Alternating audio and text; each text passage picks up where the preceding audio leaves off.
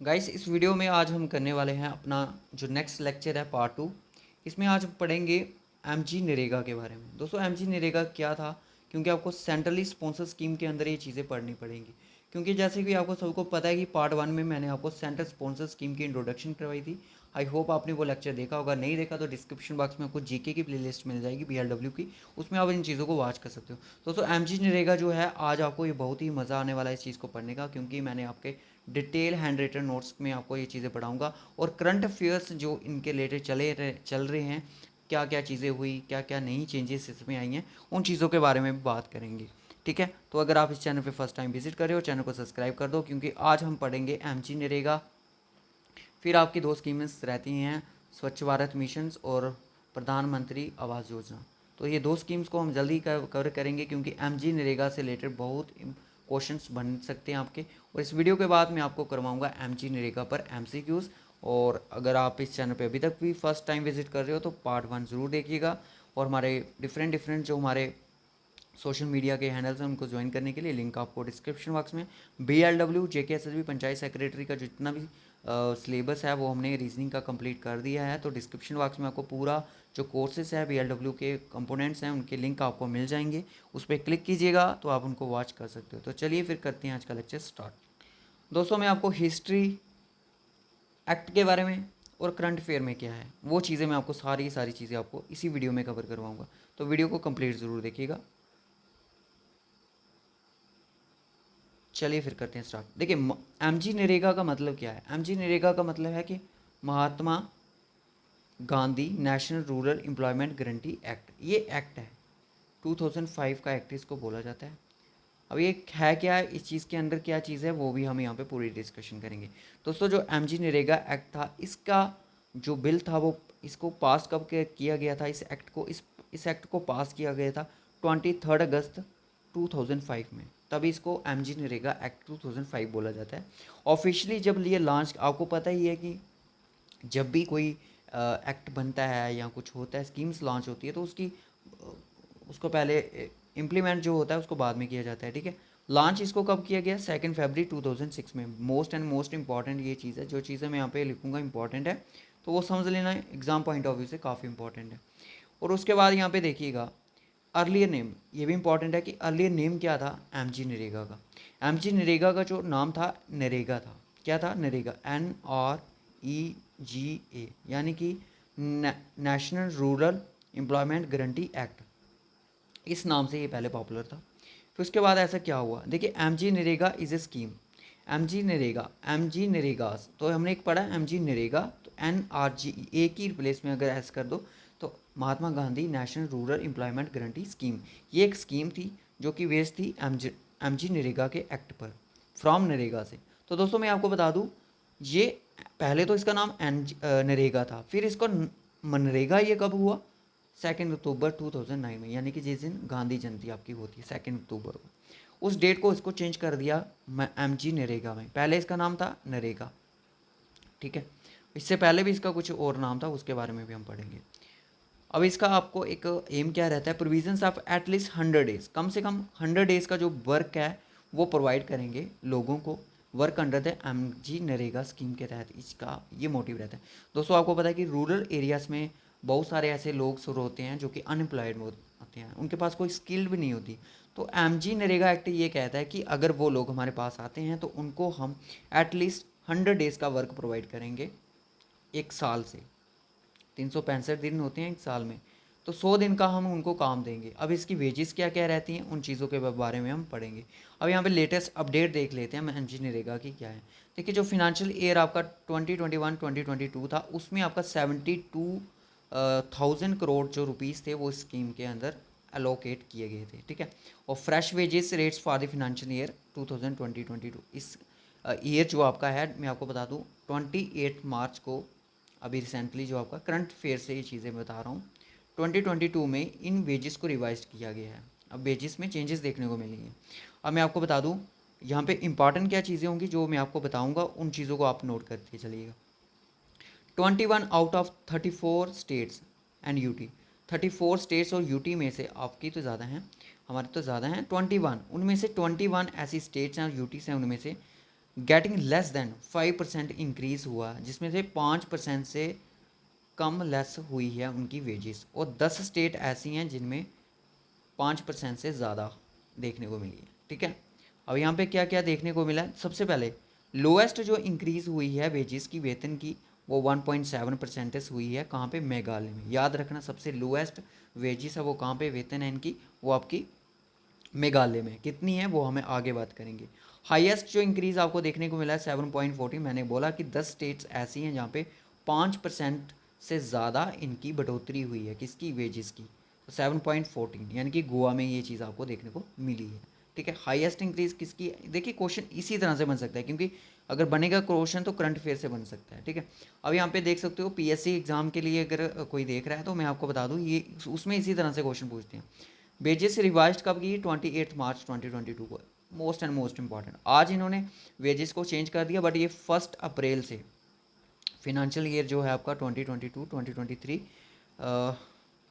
उसमें आपको 1 अप्रैल से 31 मार्च ऑफ 23 तक ये चलेगा। इस वेजेस को लागू 1 अप्रैल से ही करेंगे। अब कुछ स्टेट्स हैं जिसमें इसकी कोई वेजेस की चेंजेस नहीं हुई है। वो कौन सी है? मणिपुर है, मिजोरम है और त्रिपुरा। 3 स्टेटों का नाम याद रख लीजिएगा, ऑब्जेक्टिव क्वेश्चन आपका बन सकता है। ठीक है, एटलीस्ट 1/3, जो 1/3 इसका पोर्शंस होगा, यानी कि इसकी जो सीट्स होंगी वो beneficial have to be women के लिए होंगी, wages paid under the minimum wages act 1948। आपसे पूछा जा सकता है कि जो एमजी नरेगा एक्ट की वेजेस पेड होती है वो किस वेजेस एक्ट के तहत होती है? वो होती है आपकी मिनिमम वेजेस एक्ट 1948। ठीक है, उसके बाद चलिए प्राइमरी ऑब्जेक्टिव क्या रहता है इन चीज़ का। प्राइमरी ऑब्जेक्टिव इनका ये रहता है कि आप this scheme is to guarantee, यानी कि ये गारंटी देते हैं कि हम 100 दिन का आपको एम्प्लॉयमेंट प्रोवाइड करेंगे एवरी फिनेंशियल ईयर में। Adult members of only rural house hold के जो रूरल एरियाज़ के लोग होंगे वो प्रोवाइड करेंगे। Willing to do public work related unskilled manual work. ठीक है, जिनके पास कोई स्किल नहीं होती उस तरह का वे वर्क आपको प्रोवाइड करेंगे। अब मैं आपको बता दूं, गोवा में इसका रिकॉर्ड सबसे ज़्यादा हाई रिकॉर्ड किया गया। करंट अफेयर से मोस्ट इंपॉर्टेंट ये चीज़ है। 7.14% यहाँ पे, यानी कि 315 रुपये अब वहाँ पे आपकी वेजेस हैं उनके लोगों की, जो कि इस ईयर में है, फिनेंशियल ईयर में। फ्रॉम 294 पर डे, जो कि 2021-22 के फिनेंशियल ईयर में इतनी थी, पर अब इंक्रीज़ होगी 7.14। ठीक है, अब आपसे डायरेक्ट पूछ सकता है कि गोवा की वेजेस क्या है? 315। इंपॉर्टेंट जो है वो मैंने वही आपके सामने लेके आया हूँ। मेघालय जो मैंने आपको बता दिया कि सबसे लोएस्ट है, 1.7% उसकी बढ़ोतरी हुई है, जो कि 230 पर डे पर है, और 226 इसमें चेंजेस देखने को मिली है। बस इतनी चेंजेस इसमें देखने को मिली। 226 से सिर्फ 4 रुपये इनकी बढ़ोतरी हुई है। अब जम्मू कश्मीर में कितना है? 227, यानी कि 227 रुपये पर डे हैं, और इसी ईयर में है कहाँ से तक है? 189 रुपीज़ से पर डे से आए हैं। कितनी परसेंटेज की बढ़ोतरी हुई आप खुद आइडिया लगा सकते हो। ठीक है, 2 फरवरी, परसेंटेज का इसका आइडिया मत लगाइएगा क्योंकि इसको ज़्यादा दिखा है। 2 फरवरी 2008 में लॉन्च हुई थी JNK में। क्या याद रखना, 2005 में नहीं आई ये 2008 में आई थी JNK में। Ministry of rural development has notified the fresh wages under the MNREGA act 2005। Ministry जो रूरल डेवलपमेंट होती है वो आप इस चीज़ को नोटिफाई करती है, फ्रेश वेजेस जो होती है मनरेगा एक्ट के अंदर। अब आपको पता ही है जो आपकी BLW की जो पोस्ट है वो किस डिपार्टमेंट से बिलोंग करती है, आपको खुद पता है।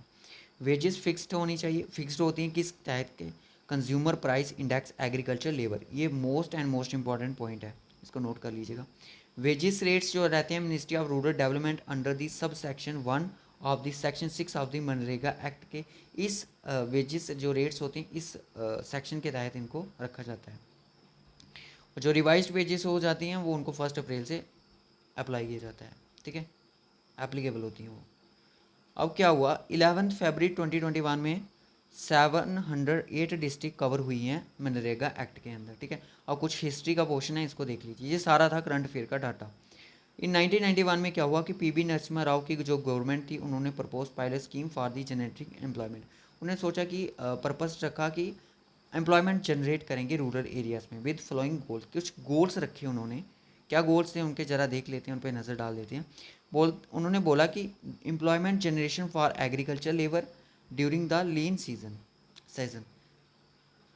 सीज़न, ठीक है। एक लीज एग्रीकल्चर में तो वो लीन है, मतलब सीज़न के वाइज में उनको काम करना पड़ता है, इसलिए उन्होंने बोला कि एक एम्प्लॉयमेंट लाना चाहिए उनको, इंफ्रास्ट्रक्चर की डेवलपमेंट करनी चाहिए, इन्हांस फूड सिक्योरिटी। ये इनके 3 गोल थे, इनको याद रखिएगा। अब उस टाइम जब नरसिम्हा राव की गवर्नमेंट थी, उस टाइम क्या हुआ कि स्कीम बाज कार्ड, उस टाइम इसको बोला जाता था एम्प्लॉयमेंट एश्योरेंस स्कीम, फिर बाद में इसको एमजी नरेगा में इन्वॉल्व कर दिया गया, ठीक है, याद रखिएगा। अब ऑब्जेक्टिव क्या रहते हैं एमजी नरेगा के, मैंने पूरा डिटेल जो इंपॉर्टेंट पॉइंट्स है वो आपके साथ डिस्कशन की है। ये बोलते हैं 100 डेज़ का हम आपको गारंटी प्रोवाइड करेंगे, ठीक है। दूसरा बोलता है इकोनॉमिक सिक्योरिटी को इम्प्रूव करेंगे, और ये माइग्रेशन को भी डिक्रीज़ करेंगे of labour from rural to urban. दोस्तों लेबर जो होती है आपको पता ही है कि कुछ लोग होते हैं गांव से उठ के शहरों की तरफ जाते हैं कि लेबर का काम करने के लिए, अब उस चीज़ को डिक्रीज़ करना चाहते थे, जो माइग्रेशन होती थी ना रूरल टू अर्बन एरियाज़ में। अब क्या हुआ, ये थोड़ा करंट फेयर का डाटा है। 14.88 करोड़ जो मनरेगा जॉब्स हैं वो कार्ड बन चुके हैं, इशू कर दिए गए, जिसमें एक्टिव आपके 9.3 करोड़ हैं, याद रखिएगा। 28.83 करोड़ जो वर्कर्स हैं उनको एम्प्लॉयड दिया गया है अंडर मनरेगा में 2020, इस ईयर देख सकते हो फाइनेंशियल ईयर, और एक्टिव आपके 14.49 करोड़ ही वर्कर्स उसमें आपको देखने को मिलेंगे। अब इम्पॉर्टेंट चीज़ें जो अभी शुरू हुई हैं, रोल क्या रहता है ग्राम सभा का एमजी नरेगा स्कीम्स में। ये list is down to worker priority रिश्ता potential of the local areas, और ये लिस्ट करती है, डाउन करती है इन चीज़ों की, ठीक है। और दूसरी बात यह है कि it monitors the work executed within the ग्राम पंचायत तक ये एग्जीक्यूट करती हैं वर्क को पहुंचाने में। It act as a primary forum for the social audit, ये मोस्ट इंपॉर्टेंट पॉइंट है। कौन करता है इस काम के लिए, ग्राम सभा, ठीक है। It also work as platform to resolve all the worker, कोई भी क्यूरीज रहती है मनरेगा एक्ट के रिलेटेड, मनरेगा वर्क के रिगार्डिंग, तो उनकी क्यूरीज को सॉल्व कौन करता है, ग्राम सभा। दो इंपॉर्टेंट पॉइंट यहाँ पे मान सकते हैं। It is authorise with the role of the receive the job application, और ये इनको ऑथोराइज, इनका अधिकार होता है कि इनको रोल होता है, इनको जॉब एप्लीकेशन इनको रिसीव करने होते हैं, किनको, ग्राम पंचायत को। इनको एप्लीकेशन रिसीव करने के बाद इनकी रिस्पॉन्सिबिलिटी रहती है कि उनको वेरीफाई करें, फिर उसके बाद all households are registered by the ग्राम पंचायत के थ्रू इनको रजिस्टर किया जाता है। एमजी नरेगा जो schemes job cards are issued by the gram Panchayat. Most important point कि जो एमजी जॉब स्कॉट्स होते हैं एमजी नरेगा के, वो कौन इशू करता है, वो करता है gram panchayat. It is responsible to allot work within 15 days, जब वो एप्लीकेशन उसमें सबमिट करते हैं तो ये रिस्पॉन्सिबिलिटी होती है कि 15 दिन के अंदर उनको काम देना पड़ता है। It prepares our annual report, इनको एनुअल रिपोर्ट रेडी करनी पड़ती है। It holds the Rozgar Diwas at every ward once a month, Rozgar Diwas इनको होल्ड करना पड़ता है हर एक वार्ड में, वार्ड पता ही आपको, वन से ए महीने के एक बार में।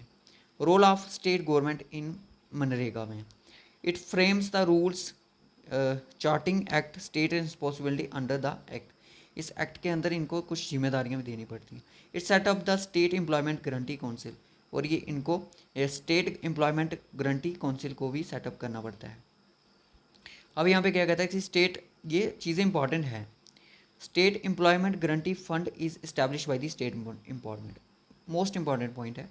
It makes sure the dedicate employment guarantee assistant की हेल्प देते हैं ग्राम रोजगार सहायक को, staff of the state district वगैरह वगैरह, इतने इंपॉर्टेंट नहीं है।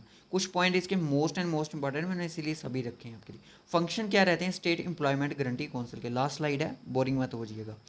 The suggestions of the improvements in the execution of the scheme, suggestions improvement करते हैं, और इनका ये फंक्शन रहता है। Evaluation and monitoring of the scheme, evaluation कौन करता है, वो मॉनिटरिंग कौन करता है, याद रखना। To recommend proposal of the work to central government में ये रिकमेंड करते हैं, इनका प्रपोजल देख सकते हो कहाँ से कहाँ तक चीज़ें आती हैं। To aware the district about the scheme and its features, aware करते हैं डिस्ट्रिक्ट को इसके स्कीम और फीचर्स के लिए। To prepare the annual report to be submit by the state government before the state legislature, से पहले इनको ये चीज़ करनी पड़ती है, पर इसमें कौन कर रहा था, annual report that covers the achievement of the scheme, और इनको जो साल में जो भी स्कीम अचीवमेंट करती है वो रिपोर्ट इनको रेडी करनी पड़ती है, किसको, ग्राम पंचायत को। दोस्तों ये बहुत इंपॉर्टेंट चीज़ें मैं आपको बता दूँ, आपको बहुत ज़्यादा इंपॉर्टेंट है, क्योंकि आपकी जो आपका डिपार्टमेंट है ना, rural development and Panchayati Raj department, उसी के रिगार्डिंग ये चीज़ें काम हो, आपको यही काम करना है वहाँ पे। अब गिरिराज सिंह जो हैं आपके यूनियन मिनिस्टर हैं रूरल डेवलपमेंट एंड पंचायती राज के, ये आपको पता है, उन्होंने एक करंट अफेयर से एम्बुड्समैन ऐप उन्होंने एक लॉन्च किया है, जिसमें वो बोलते हैं कि this step towards the electronic governance it will help accountability and transparency में ये हेल्प करेगी। ये चीज़ मोस्ट इम्पॉर्टेंट है, मोस्ट एंड मोस्ट इम्पॉर्टेंट ये पॉइंट है कि उन किसने ये चीज़ लॉन्च की है। अब यहाँ पर लास्ट पॉइंट देख लीजिएगा। पार्लियामेंट्री कमेटी रिसेंटली रेकमेंड किया कि उन्होंने बोला कि जो गारंटी डेज़ का आप वर्क प्रोवाइड करते हो 100 डेज़ का, उसको थोड़ा बढ़ा दीजिए, 150 डेज़ का कर दीजिए। ठीक है, ये चीज़ है इम्पॉर्टेंट। आई होप आपको ये चीज़ तो पढ़ी होगी, बट आपने इतना डीप में नहीं पढ़ा होगा जितना हमने आज आपको ये लेक्चर करवाया। अगर आप चाहते हो कि हम आपके लिए स्वच्छ भारत मिशन भी लाएं, वो हम आपके लिए ज़रूर लाएंगे। उसके बाद प्रधानमंत्री आवास योजना, दोस्तों आपको ये थोड़ा डिटेल में पढ़नी पड़ेंगी, ये जो स्वच्छ भारत मिशन है ना, क्योंकि ये तीन जो आपकी ये चीज़ें हैं आपकी उसी डिपार्टमेंट के अंदर ही फॉल करेंगी। क्यों करेंगी? क्योंकि आपका जो BLW, तभी उन्होंने स्पेशली ये तीन मेंशन किए हैं। आपको बाकियों के भी नाम याद रखें, कुछ इंपॉर्टेंट है कुछ नहीं है। आपको करंट अफेयर से ज़्यादा होना चाहिए। आपको क्या पता पूछ ले कि बताइए सबसे हाईएस्ट किसकी वेजेस है वगैरह वगैरह। जितना मैंने आपको ये पढ़ाया आपके लिए सफिशेंट है। अगर आपको कोई और डेटा मिलेगा आप इसमें ऐड कर सकते हो। तो मैं रखूँगा इस वीडियो को यहीं तक। बाकी ऐसे फालतू की चीज़ें तो बहुत मिलेंगी, ऐसे फालतू का नॉलेज रख के कोई फ़ायदा नहीं है जो एग्ज़ाम में ना काम आ सके। अगर आपको PDF चाहिए होगा तो आप कमेंट बॉक्स में ज़रूर बताइएगा। तो रखते हैं इस वीडियो को यहीं तक, मिलेंगे आपसे नेक्स्ट वीडियो में, तब तक के लिए bye bye and take care. और बताइएगा नेक्स्ट स्कीम हमारी कौन सी होनी चाहिए, स्वच्छ भारत मिशन होना चाहिए या फिर प्रधानमंत्री आवास योजना होनी चाहिए।